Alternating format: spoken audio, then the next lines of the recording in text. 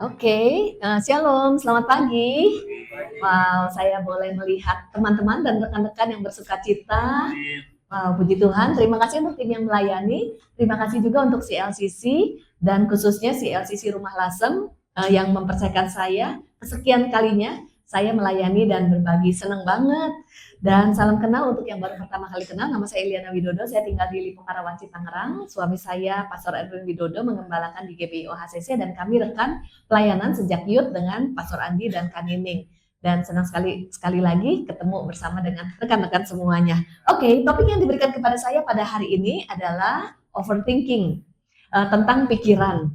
Dan kenapa overthinking atau mengelola pikiran itu penting? Ada sebuah cerita tentang seekor anak gajah. Jadi di dalam sebuah sirkus ada anak gajah yang sejak kecil kakinya diikat pakai apa? Tali. Lalu tali itu diikat lagi kepada sebuah kayu, padahal kayunya tuh kecil banget. Ketika anak gajah ini diikat, anak gajah ini berusaha melepaskan dirinya dan mencoba beberapa kali, tapi nggak berhasil. Mau mencoba lagi untuk melepaskan dirinya dari tali dan ikatan tersebut, tapi nggak berhasil. Berulang-ulang nggak berhasil. Lalu anak gajah itu berpikir bahwa tali dan kayu itu sangat kuat. Singkat cerita, anak gajah itu bertumbuh semakin menjadi gajah yang besar, dewasa. Sebenarnya kan tenaganya semakin kuat, betul? Tetapi anak gajah itu tidak menyadari bahwa tenaganya kuat sebagai gajah yang dewasa. Dia berpikir kayu dan talinya lebih kuat, sehingga dia nggak pernah mencoba membebaskan dirinya lagi. Dan seumur hidup dia terperangkap diikat kakinya dengan seutas tali dan kayu yang kecil. Jadi sebenarnya anak gajah ini terperangkap oleh si tali atau terperangkap dengan pemikirannya bahwa saya nggak cukup kuat, tali itu lebih kuat, dan sepanjang hidup saya diikat dengan tali tersebut. Pertanyaannya, terperangkap dengan tali atau cara berpikirnya? Cara berpikir. Jadi di sini kita melihat bagaimana cara kita berpikir bisa mempengaruhi kehidupan kita. Dan saya mengajak kita melihat survei. Ini ada beberapa survei saya mau bacakan. Seberapa berpengaruhnya pikiran di dalam kehidupan kita. Jadi menurut survei 80% dari pikiran kita ternyata cenderung negatif. Kalau satu hari kita berpikir 12.000 sampai 50.000 pemikiran, 80%-nya negatif, sehingga kita tanpa sadar berpikir 9.000 sampai 40.000 pikiran negatif dalam sehari. Wow, pikiran negatif. Kemudian tanpa sadar kita terbiasa untuk lebih memperhatikan pikiran negatif. Udah 80%-nya pikiran negatif, kita terbiasa memperhatikan apa yang negatif, dan manusia juga cenderung mengingat pengalaman negatif daripada yang positif. Udah pikirannya negatif, cenderung yang diingat yang negatif juga. Dan apa dampaknya? Ternyata manusia cenderung membuat keputusan berdasarkan yang negatif. Padahal hal-hal yang negatif itu berdampak kepada motivasi kita juga. Dan di sini lagi para ilmuwan memperkirakan kita membuat sekitar 35.000 keputusan tiap harinya. Dan 95% diantaranya adalah penilaian cepat daripada penilaian yang tenang. Daripada pilihan yang tenang, tapi cepat dan cenderung oleh hal-hal yang negatif. Sehingga ya dan amin. Firman Tuhan di Mazmur 139 ayat 23 sampai 24. Daud berdoa, selidikilah aku, kenalah hatiku, ujilah aku, dan terlebih lagi kenalah pikiran-pikiranku. Karena seringkali hal-hal yang tadi kita nggak sadari dan mempengaruhi kehidupan. Jadi kita perlu evaluasi, kenali pikiran kita, minta Tuhan evaluasi pikiran supaya karena keputusan kita berdasarkan pikiran kita dan cenderung juga yang negatif, supaya keputusan-keputusan kita tidak serong. Dan ayat ini juga menuliskan bahwa kita akan menjadi seperti bagaimana kita berpikir. Kalau kita terus berpikir negatif, bagaimana kita bisa memiliki kehidupan yang positif? Betul? Itulah sebabnya di Roma 12 menuliskan, janganlah kamu menjadi serupa dengan dunia ini, tapi saya garis bawahi, berubahlah oleh pembaharuan budimu. sehingga kamu dapat membedakan manakah kehendak Allah, apa yang baik, apa yang berkenan kepada Allah, dan yang sempurna. Ayat ini berbicara untuk kita mengalami pembaharuan budi. Sehingga hari ini ketika membahas tentang overthinking, bagaimana kita bisa mengelola overthinking kita, pemikiran kita diperbaharui dan kehidupan kita mengalami transformasi. Karena sekali lagi kita akan menjadi seperti apa yang kita pikirkan, dan keputusan-keputusan tanpa sadar dikuasai oleh apa yang ada di pikiran kita. Yuk kita sekarang lebih spesifik ya. Kalau membahas tentang pikiran ada berbagai hal tentang pikiran, distorsi kognitif, tapi hari ini kita mau bahas tentang overthinking. Apa itu overthinking? Kita lihat definisinya. Apa? Kenapa bisa overthinking? Jenisnya apa saja? Dampaknya apa? Dan bagaimana menghadapinya? Kita lihat definisi dari overthinking. Overthinking berasal dari kata over, lebih, dan think. Jadi berpikir berlebihan. Didefinisikan sebagai perilaku atau kebiasaan yang memikirkan sesuatu berlebihan. Jadi kita itu terjebak dalam pikiran, menganalisa, ada pertanyaan-pertanyaan di dalam diri kita, kemudian terus kebanyakan mengevaluasi. Jadi menganalisa itu nggak apa-apa, berpikir nggak apa-apa, tapi ini udah over. Yang dianalisa, over analisa. Ada over pertanyaan, over evaluasi, over sebelum mengambil keputusan terus dipikirin, sehingga dampaknya kita menjadi stagnasi, membelenggu kita dan gak ada kemajuan ataupun menjadi mensabotase diri kita. Ini yang kita perlu aware, kenali jenis-jenis overthinking di dalam kehidupan kita. Sekarang kita lihat nih, ada manifestasinya macam-macam. Kita mulai self check up ya, self check up. Kita ini punya overthinking yang jenis yang mana?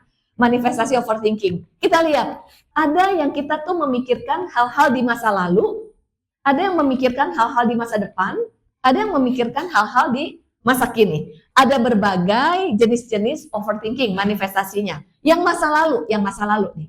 Kita cenderung memikirkan hal-hal yang di masa lalu, yang sudah lewat. Itu namanya rumination. Istilahnya ada rumination.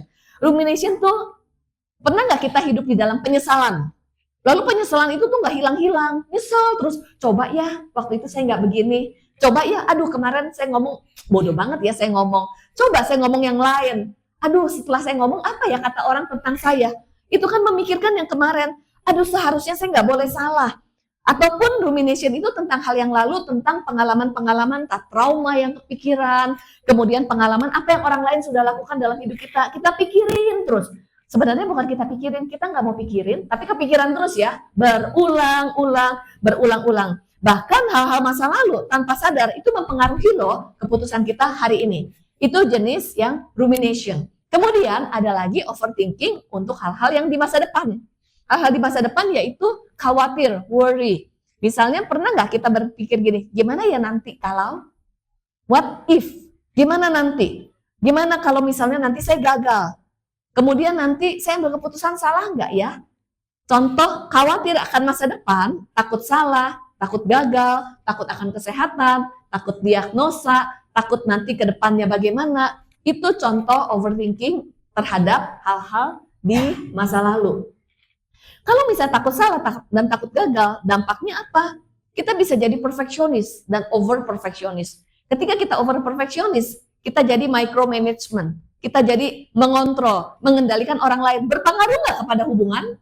Berpengaruh ya. Jadi dikit-dikit kita mengusahakan supaya nggak boleh salah, salah dikit kita kritik, salah dikit kita kritik. Itu perfeksionis, salah satu manifestasi karena kita overthinking, khawatir akan apa yang ada di masa yang akan datang, dan itu bisa mempengaruhi entah tim, keluarga, anak-anak, pasangan, bahkan juga keputusan. Kemudian juga ada lagi obsesi. Obsesi itu begini, kita ada satu hal yang kita pikirin, satu yang kita pikirin. Yang lain jadinya kita nggak bisa konsentrasi. Pernah nggak misalnya kita kepikiran satu tentang kesehatan, tapi kita pikirin gimana ya kesehatan saya ya. Akhirnya jadinya nggak konsentrasi dalam bekerja dan yang lainnya, terus nggak bisa tidur.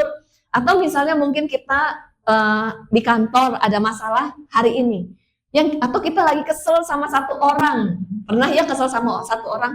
Jadi yang dipikirin orang itu terus, perilakunya orang itu terus. Yang dilihat adalah yang diingat perilaku orang itu, perkataannya, perilakunya. Jadi kita yang kepikiran itu terus, sehingga kita nggak bisa konsentrasi hal yang lain yang seharusnya menjadi tugas kita. Kita jadi nggak konsentrasi pernah. Itu juga jenis overthinking yang namanya obsesi. Lalu ada overthinking yang negatif self-talk.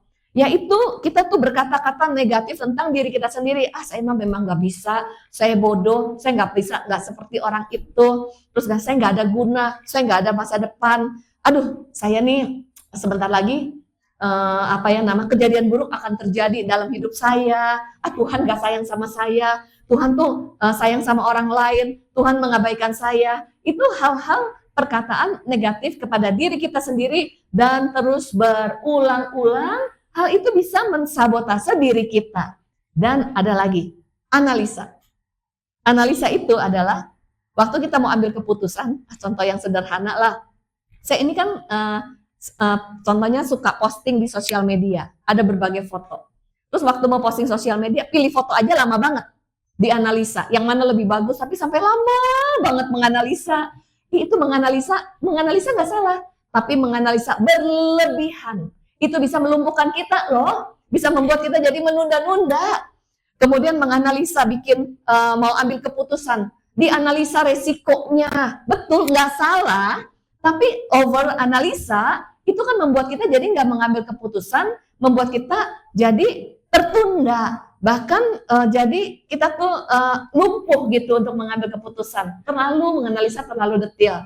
Nah, ini berbagai overthinking, kira-kira self-check up, yang mana? Kalau saya, yang masa depan. Kemudian analisa, karena saya perfeksionis, jadi over analisa, apa juga dianalisa. Muka orang aja juga dianalisa gitu ya.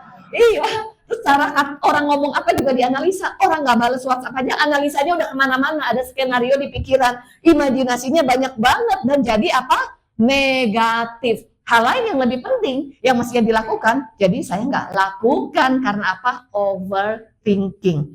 Dan setiap orang punya overthinking di area berbeda-beda. Mungkin ada yang di area keuangan. Aduh, nanti saya makan apa? Terus gitu masa depan bagaimana? Ada. Tapi ada yang di keuangan baik-baik aja. Ada yang khawatir dengan keluarga misalnya. Wah, relasi saya dengan anak-anak saya, nanti anak-anak saya masa depannya gimana? Keuangan oke, nggak kepikiran, tapi tentang masa depan anak-anak. Lalu juga ada yang khawatir, yang lain oke, tapi yang dipikirkan kesehatan. Ada kan yang parno ya, baru misalnya batuk dikit, aduh saya sakit apa, pikirannya udah kemana-mana, gimana nanti kalau sakit A, B, dan C. Itu overthinkingnya di area kesehatan. Lalu juga bisa di area proyek. Di area proyek misalnya mau ambil keputusan, menganalisa berlebihan di area yang lain sih fine-fine aja. Tetapi di area-area tertentu kita juga perlu sadari yang satu dengan yang lain bisa beda.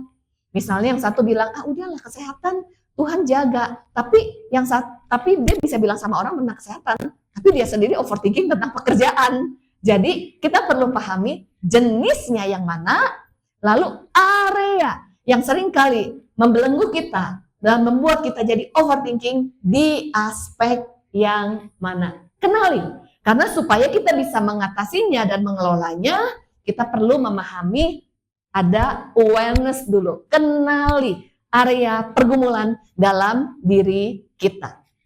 Kemudian, setiap overthinking pasti ada dampaknya. Antara lain secara emosi pasti ya. Jadi takut, cemas.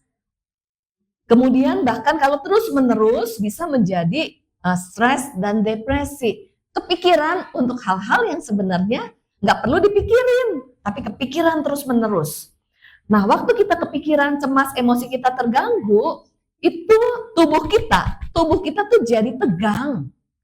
Kalau tubuh kita tegang, tanpa sadar tubuh kita akan menghasilkan dan memproduksi hormon kortisol. Hormon kortisol ini fungsinya nggak baik bagi tubuh kalau berlebihan, bisa menjadi racun bagi tubuh. Makanya bisa ada yang jadi migrain kah, kemudian asam lambung yang nggak sembuh-sembuh. Kan dokter suka bilang kamu stres kali, banyak pikiran kali. Bisa jadi karena pikiran kita tuh overthinking. Lalu karena overthinking kan jadi emosinya juga nggak stabil, Pada saat emosi nggak stabil, tubuh menghasilkan hormon kortisol. Akhirnya jadi ada sakit-sakit penyakit dan sebagainya, GERD dan sebagainya. Dan juga overthinking itu bisa membuatkan kita jadi sulit tidur dan sebagainya. Nah, di dalam keseharian, pada saat mau membuat rencana, ada yang over planning, bikin rencana plan A, plan B, plan C, terus dipikirin terus. Nggak salah sih, tetapi kita kan jadinya nggak bisa rileks ya, menjalani kehidupan jadi tegang, nggak bisa tenang, nggak bisa menikmati kebersamaan. Lalu karena overthinking, jadi perfeksionis. Saya ini termasuk perfeksionis, dan ternyata perfeksionisnya saya membuat keluarga saya jadi nggak nyaman. Karena ternyata waktu saya menganalisa, saya ini perfeksionis, sebenarnya karena saya punya luka masa lalu yang sering disalahin, kemudian saya jadi takut salah, lalu sebelum disalahin oleh orang lain, saya memastikan saya nggak boleh salah. Jadi saya perfeksionis. Perfeksionis itu sebenarnya area di overthinking. Dan ketika kita perfeksionis, sebenarnya adalah kita takut apa kata orang dan takut penilaian orang lain. Jadi kita memastikan supaya nggak boleh salah, supaya orang lain tidak berkata negatif tentang saya. Contohnya juga di dalam mendidik anak. Saya jadi perfeksionis banget sama anak. Dari apa yang dipakai, apalagi achievement-nya, nilainya. Lalu saya bilang buat kebaikan anak gitu ya. Semua saya tuh pikirin dengan detail. Saya bilang buat kebaikan anak. Akhirnya saya jadi mama yang controlling. Dikit-dikit dikontrol, dikit-dikit dikontrol. Manifestasi overthinking dalam keseharian. Jadi suka kontrol. Hal yang kecil gak boleh salah. Anak saya jadi gak nyaman. Saya bilang demi kebaikan anak, tapi ternyata waktu dievaluasi bukan loh. Ternyata itu adalah demi apa kata orang tentang mamanya. Menjadi mama yang baik kah mendidik anak? Kalau misalnya anak dibilang, aduh kenapa anak si Ili begini, wah saya udah langsung cemas, overthinking. Tapi kan itu semuanya tentang saya. Tentang saya. Karena saya takut omongan orang. Akhirnya jadi saya suka kritik, lalu suami juga dikritik gitu. Kemudian siapapun dikritik dan relasi saya kan jadi nggak baik.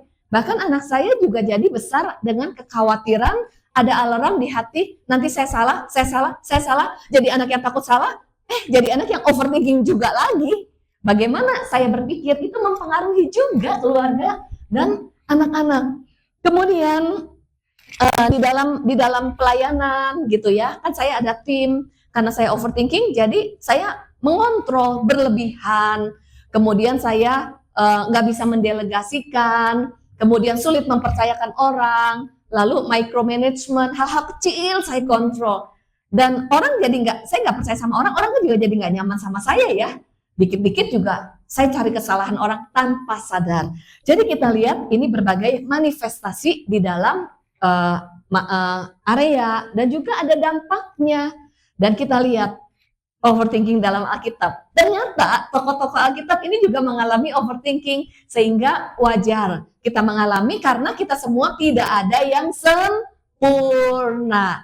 Tapi ketika kita memahami, kita terus belajar supaya kita memperbaharui pikiran sehingga mengalami transformasi kehidupan. Contoh Musa, waktu Tuhan panggil, saya nggak pandai bicara. Gimana nanti? Kan udah bilang, udah ini tentang diri sendiri. Saya nggak pandai bicara, saya nggak bisa ngomong gitu. Terus udah mulai, gimana nanti kalau mereka nggak dengerin? Gimana ya nanti? Overthinking di masa yang akan datang. Lalu juga menganalisa diri sendiri. Kemudian Gideon tidak mempercayai Tuhan. Apa kamu yakin pilih saya? Ini adalah bangsa yang kecil. Itu apa overthinkingnya? Negatif self-talk. Mana mungkin saya bisa jadi pahlawan? Mana mungkin? Mana bisa? Itu contohnya. Kemudian Marta. Marta itu kan overthinking. Waktu Tuhan menegur Marta, Tuhan bukan menegur apa yang dilakukan, tapi Tuhan menegur sikapnya yang disebabkan oleh overthinking. Tahu nggak yang ditegur apa? Bukan pelayanannya loh, bukan. Tapi yang ditegur, mengapa kamu menyusahkan diri dengan banyak perkara? Karena dia overthinking, lalu dia mulai menyuruh Tuhan Yesus, menegur Maria, kemudian juga dia mulai mengkritik si Maria. Jadi dikatakan menyusahkan diri dengan banyak perkara dan khawatir berlebihan. Kita jadi bisa cek, dan hal yang wajar, mereka orang yang dipakai Tuhan pun perlu memperhatikan bagaimana cara berpikirnya. Demikian juga dengan setiap kita. Dan kenapa kita bisa memiliki overthinking? Salah satu hal yang terbesar adalah sebenarnya tanpa sadar kita punya pengalaman dan trauma di masa lalu. Contoh, mungkin ada orang tua sering berkata negatif. Saya sharing ini bukan untuk menyalahkan masa lalu, sekali lagi, untuk kita memahami puzzle-puzzle kehidupan kita, supaya kita bisa aware dan kita bertumbuh. Tujuannya bukan cari kesalahan, tapi untuk kita bertumbuh.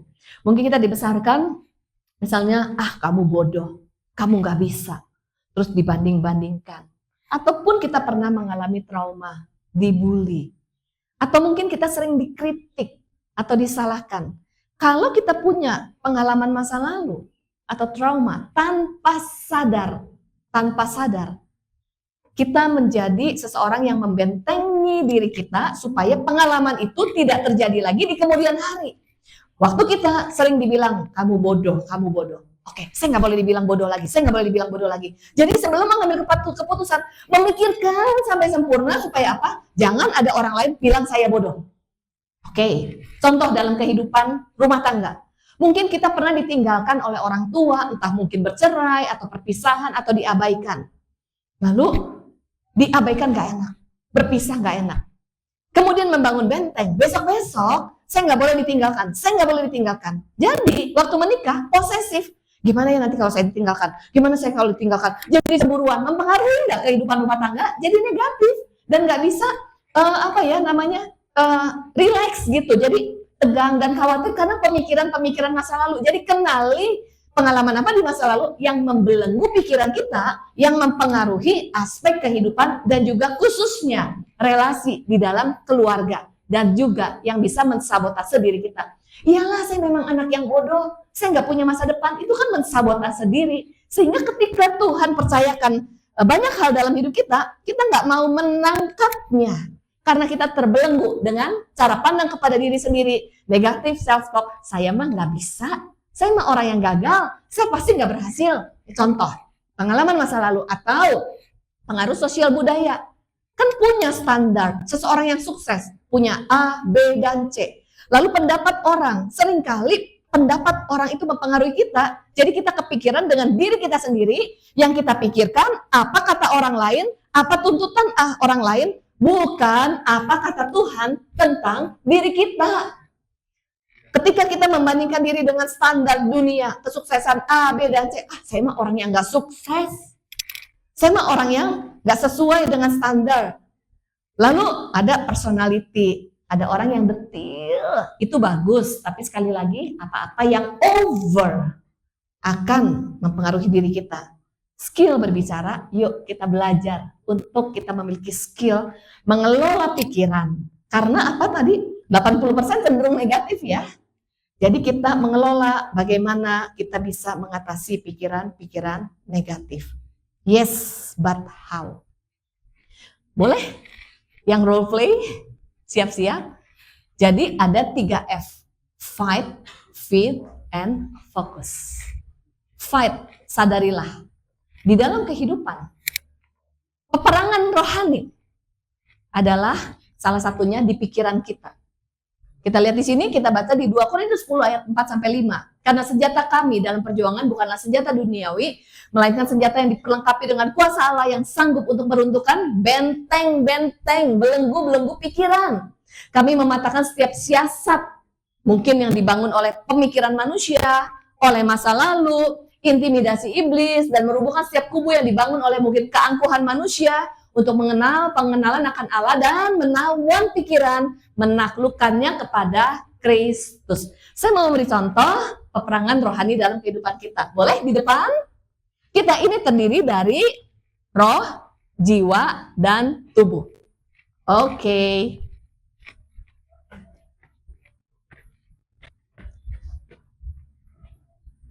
Oke, yes. Di sini kita lihat, tubuh kita hanya mengikuti keputusan. Dan pengambilan keputusan dilakukan di area mana? Pikiran di mana? Jiwa. Kehendak di mana? Jiwa. Tubuh. Keputusan yang diambil oleh tubuh hanya mengikuti keputusan yang di jiwa. Apa yang dilakukan oleh tubuh? Mengikuti keputusan di jiwa. Kita lihat betapa bergumulnya di area jiwa dan pikiran ini. Oke, satu hari dia melamar pekerjaan, menunggu jawaban dari HRD sebuah perusahaan. Lalu ada jawabannya, terima jawabannya. Oke? Apa aplikasi untuk lamar pekerjaan bisa diterima karena lowongan yang ada sudah terisi. Oke, ditolak ya. Lalu apa yang ada di pikiran ketika mendengarkan? Jadi kita ini, tubuh ini mendengarkan dengan telinga, melihat dengan mata, kejadian. Lalu dianalisa di pikiran. Coba bagaimana pikiran? Saya ditolak. Kenapa ya? Saya coba cari pekerjaan lain gitu ya. Pikiran bingung nih cari pekerjaan lain atau apa perlu ya cari pekerjaan lain? Nah, jangan lupa dalam hidup ini ada iblis yang terus-menerus melancarkan panah apinya. Oke, datanglah iblis. Iblis ini terus berputar-putar seperti singa yang mengaum. Ada firman-Nya, terus melancarkan panah api kepada jiwa, kepada pikiran. Kamu tuh orangnya gagal. Oke. Kamu nggak bisa apa-apa. Baju kamu aja merah. Tuhan tuh nggak sayang sama kamu. Mana buktinya? Tuhan tuh menolong kamu tuh kamu ditolak kerjaan. Oke. Pikiran mulai bergumul, betul? Tapi roh kita yang menerima firman Tuhan, mengingat apa kata Tuhan melalui firman-Nya, boleh? Mengingatkan jiwa.